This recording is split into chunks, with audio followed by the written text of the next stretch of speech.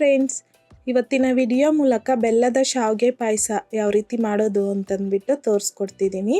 ಈ ಬೆಲ್ಲ ಶಾವಿಗೆ ಪಾಯಸನ ಈ ವಿಧಾನದಲ್ಲಿ ಮಾಡಿದ್ದೀರಾ ಅಂತಂದರೆ ಹಾಲನ್ನೋದು ಹೊಡೆಯೋ ಚಾನ್ಸೇ ಇರೋದಿಲ್ಲ. ತುಂಬ ರುಚಿಯಾಗಿ ಪರ್ಫೆಕ್ಟಾಗಿ ಬರುತ್ತೆ ಈ ಬೆಲ್ಲ ಶಾವಿಗೆ ಪಾಯಸ. ತಣ್ಣಗಾದರೂ ಸಹ ಗಟ್ಟಿ ಆಗೋದಿಲ್ಲ. ಸೊ ಬನ್ನಿ ಇವಾಗ ಲೇಟ್ ಮಾಡ್ದಿರಾ ಈ ಬೆಲ್ಲದ ಶಾವಿಗೆ ಪಾಯಸ ಯಾವ ರೀತಿ ಮಾಡೋದು ಅಂತಂದ್ಬಿಟ್ಟು ನೋಡೋಣ. ಕಡಾಯಿಗೆ 5 ಕಪ್ ಆಗುವಷ್ಟು ನೀರನ್ನು ಹಾಕ್ಕೊತಾ ಇದ್ದೀನಿ. ನೀರನ್ನು ಐ ಫ್ಲೇಮ್ನಲ್ಲಿ ಚೆನ್ನಾಗಿ ಬಿಸಿ ಮಾಡ್ಕೋಬೇಕು. ನೀರು ಬಿಸಿ ಆಗಿದ್ದಾದ ನಂತರ ಒಂದು 1/4 ಕಪ್ ಆಗುವಷ್ಟು ಕಡಲೆಬೇಳೆನ 1 ಗಂಟೆ ನೆನೆಸಿ ಆಮೇಲೆ ಕಡಲೆಬೇಳೆನ ಹಾಕ್ಕೊತಾ ಇದ್ದೀನಿ. ಈ ರೀತಿ ಸ್ವಲ್ಪ ಕಡಲೆಬೇಳೆ ಹಾಕೋದ್ರಿಂದ ಮಧ್ಯದಲ್ಲಿ ಕಡಲೆಬೇಳೆ ಒಂದೊಂದು ಸಿಗ್ತಾ ಇದ್ರೆ ಪಾಯಸ ತಿನ್ನೋವಾಗ ಚೆನ್ನಾಗಿರತ್ತೆ. ಈಗ ಒಂದ್ಸಲ ಮಿಕ್ಸ್ ಮಾಡಿಕೊಂಡು ಮೀಡಿಯಂ ಫ್ಲೇಮ್ನಲ್ಲಿ ಕಡಲೆಬೇಳೆನ ಚೆನ್ನಾಗಿ ಸಾಫ್ಟ್ ಆಗೋವರೆಗೂ ಬೇಯೋದಕ್ಕೆ ಬಿಡಿ.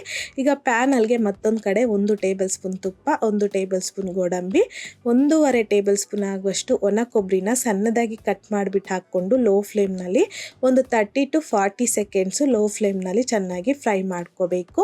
ಆಮೇಲೆ 1 ಟೇಬಲ್ ಸ್ಪೂನ್ ಆಗುವಷ್ಟು ಒಣ ದ್ರಾಕ್ಷಿನ ಸಹ ಹಾಕ್ಕೊಂಡು ಲೋ ಫ್ಲೇಮ್ನಲ್ಲಿ ಎಲ್ಲನೂ ಗೋಲ್ಡನ್ ಕಲರ್ ಬರೋವರೆಗೂ ಚೆನ್ನಾಗಿ ಫ್ರೈ ಮಾಡ್ಕೊಳ್ಳಿ.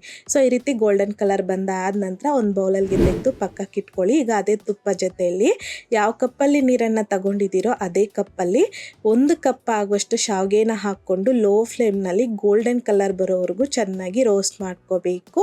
ಎಲ್ಲನೂ ಒಂದೇ ಕಪ್ಪಲ್ಲಿ ಮೆಜರ್ಮೆಂಟ್ ಮಾಡಿ ತಗೊಳ್ಳಿ, ನೀರು, ಶಾವಿಗೆ, ಬೆಲ್ಲ. ಆವಾಗ ನಿಮಗೆ ಈ ಶಾವಿಗೆ ಪಾಯಸ ಅನ್ನೋದು ಕರೆಕ್ಟಾಗಿ ಬರುತ್ತೆ. ಶಾವಿಗೆ ಅನ್ನೋದು ಈ ರೀತಿ ಗೋಲ್ಡನ್ ಕಲರ್ ಬಂದಾದಮೇಲೆ ಈ ಶಾವಿಗೆನ ತೆಗೆದು ಪಕ್ಕಕ್ಕೆ ಇಟ್ಕೊಳ್ಳಿ. ಈಗ ಕಡಲೆಬೇಳೆನೂ ಅಷ್ಟೇ ಮೀಡಿಯಂ ಫ್ಲೇಮ್ನಲ್ಲಿ ಈ ರೀತಿ ಒಂದು 90% ಆಗುವಷ್ಟು ಬೇಯಿಸ್ಕೋಬೇಕು. ಆಮೇಲೆ ನಾವು ಶಾವಿಗೆನ ರೋಸ್ಟ್ ಮಾಡಿ ಇಟ್ಕೊಂಡಿದ್ದೀರಲ್ವಾ, ಸೊ ಅದನ್ನು ಹಾಕ್ಕೊಂಡು ಒಂದ್ಸಲ ಮಿಕ್ಸ್ ಮಾಡಿಬಿಟ್ಟು ಲಿಡ್ಡನ್ನು ಕ್ಲೋಸ್ ಮಾಡಿಕೊಂಡು ಈ ಶಾವಿಗೆನೂ ಅಷ್ಟೇ ಮೀಡಿಯಂ ಫ್ಲೇಮ್ನಲ್ಲಿ ಚೆನ್ನಾಗಿ ಬೇಯಿಸ್ಕೋಬೇಕು.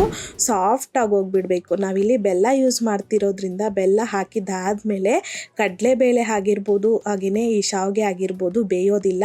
ಹಾಗಾಗಿ ಆದಷ್ಟು ಈ ಟೈಮಲ್ಲೇ ನಾವು ಶಾವಿಗೆನ ಸಾಫ್ಟ್ ಆಗೋವರೆಗೂ ಚೆನ್ನಾಗಿ ಬೇಯಿಸ್ಕೊಂಡು ಆಮೇಲೆ ಶಾವಿಗೆ ಎಲ್ಲ ತಗೊಂಡಿದ್ದೀರಲ್ಲ ಅದೇ ಕಪ್ಪಲ್ಲಿ 1 ಕಪ್ ಆಗುವಷ್ಟು ಬೆಲ್ಲ, ಒಂದು 5ರಿಂದ 6 ಏಲಕ್ಕಿನ ಕುಟ್ಟಿ ಪುಡಿ ಮಾಡಿ ಹಾಕ್ಕೊತಾ ಇದ್ದೀನಿ.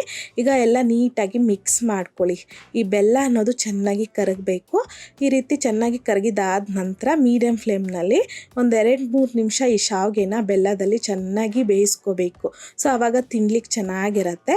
ಈಗ ನೋಡ್ತಿರ್ಬೋದು ಒಂದು 2-3 ನಿಮಿಷ ಆದ ನಂತರ ನಮಗೆ ಈ ರೀತಿಯಾಗಿರುತ್ತೆ ಟೋಟಲ್ ಆಗಿ ಈ ಶಾವಿಗೆ ಹಾಗೆಯೇ ಕಡಲೆಬೇಳೆ ಅನ್ನೋದು. ಈಗ ಫ್ಲೇಮ್ನ ಆಫ್ ಮಾಡ್ಕೊಂಡ್ಬಿಟ್ಟು ಆಮೇಲೆ ಒಂದು 2 ಕಪ್ ಆಗುವಷ್ಟು ಕಾಯಿಸಿ ತಣ್ಣಗಿರ್ತಕ್ಕಂಥ ಹಾಲು ಹಾಕ್ಕೊತಾ ಇದ್ದೀನಿ. ಸೊ ಈ ರೀತಿ ನಾವು ಫ್ಲೇಮ್ನ ಆಫ್ ಮಾಡ್ಕೊಂಡಿದ್ದಾದ ನಂತರನೇ ಕಾಯಿಸಿ ತಣ್ಣಗಿರ್ತಕ್ಕಂಥ ಹಾಲನ್ನು ಹಾಕ್ಕೋಬೇಕು. ಹಾಲನ್ನು ಹಾಕಿದ ತಕ್ಷಣ ಮಿಕ್ಸ್ ಮಾಡ್ಕೋಬಾರ್ದು. 1ರಿಂದ 2 ನಿಮಿಷ ಹಾಗೆ ಬಿಟ್ಬಿಟ್ಟು ಆಮೇಲೆ ಮಿಕ್ಸ್ ಮಾಡ್ಕೊಳ್ಳಿ. ಹಾಕಿದ ತಕ್ಷಣ ಮಿಕ್ಸ್ ಮಾಡ್ಕೊಂಡ್ಬಿಟ್ರೆ ಹಾಲು ಅನ್ನೋದು ಹೊಡೆಯೋ ಚಾನ್ಸ್ ಇರುತ್ತೆ.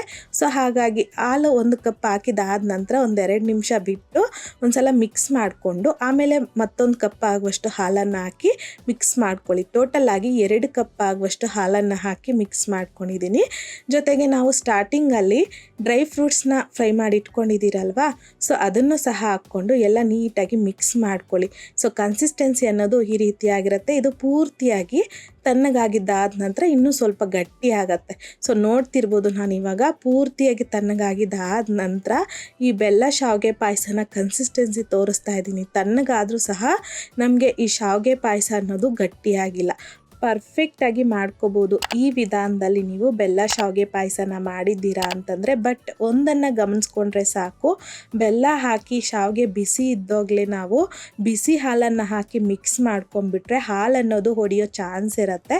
ಸೊ ಹಾಗಾಗಿ ಬೆಲ್ಲ ಹಾಗೆಯೇ ಶಾವಿಗೆನ ಚೆನ್ನಾಗಿ ಬೇಯಿಸ್ಕೊಂಡು ಫ್ಲೇಮ್ನ ಆಫ್ ಮಾಡಿ ಆಮೇಲೆ ನಾವು ಕಾಯಿಸಿ ತಣ್ಣಗಿರ್ತಕ್ಕಂಥ ಹಾಲನ್ನು ಹಾಕಿ ಮಿಕ್ಸ್ ಮಾಡಿಕೊಂಡ್ರೆ ತುಂಬಾ ಪರ್ಫೆಕ್ಟ್ ಆಗಿರುವಂತಹ ಬೆಲ್ಲ ಶಾವಿಗೆ ಪಾಯಸ ಅನ್ನೋದು ರೆಡಿ ಆಗೋಗುತ್ತೆ.